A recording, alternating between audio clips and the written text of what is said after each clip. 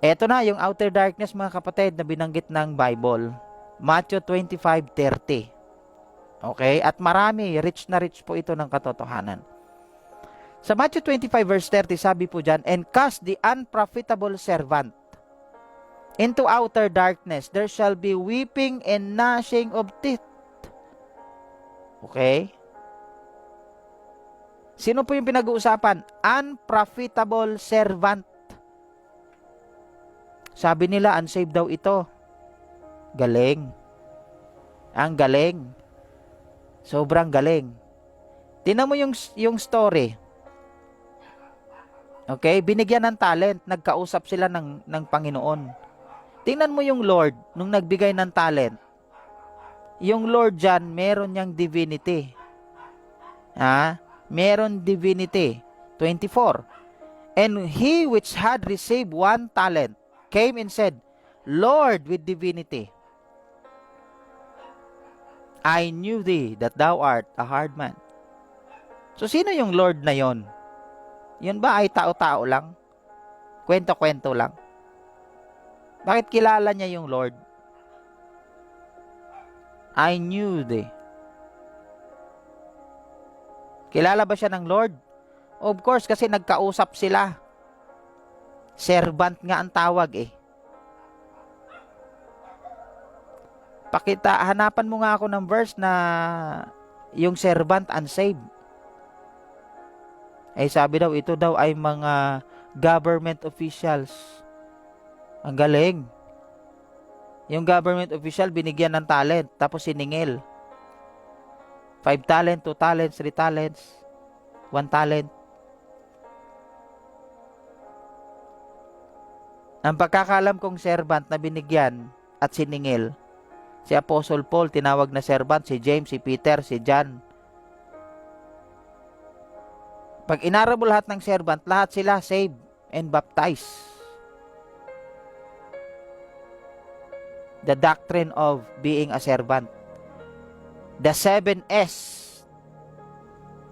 denoting salvation. Sheep, servant, son,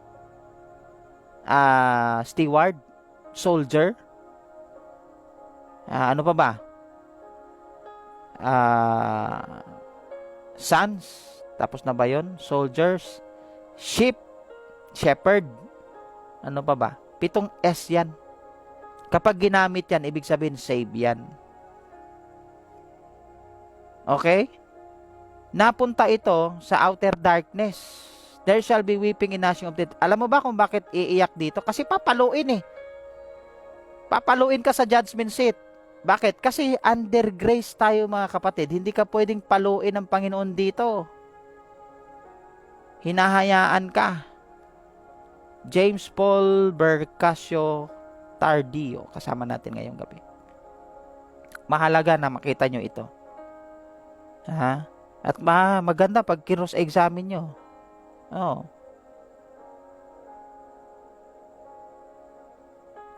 Aralin nyo po yung Matthew 25 verse 30.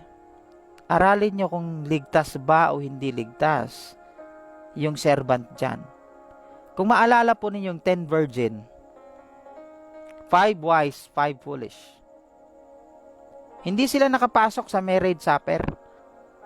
O saan sila napunta? Kasi hindi sila nakapasok. Hindi naman sila pwede dito sa impyernong may apoy. Kasi saved sila. Kasi nga, they are qualified to be the bride of Christ. Mapupunta sila sa outer darkness dito sa walang apoy. Na dating tirahan nila Abraham, kaso wala na sila dyan, umalis na, inalis na. Tirahan talaga to ng mga saved. Kaya outer darkness for the saved. Tingnan nyo. Dito po nag-agree si Apostle Paul. 1 Corinthians 3:15. If a man's work shall be burned, he shall suffer loss.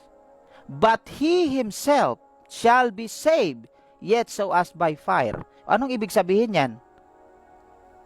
Alam mo, hindi mo maiintindihan yan kapag hindi mo naintindihan yung 3 partition ng impyerno. Pogi. Suffer loss, mawawalan ng crown, mawawalan ng hindi pwedeng mag-reign sa millennial kingdom, pero save sa apoy kasi hindi naman umabot dito yung apoy.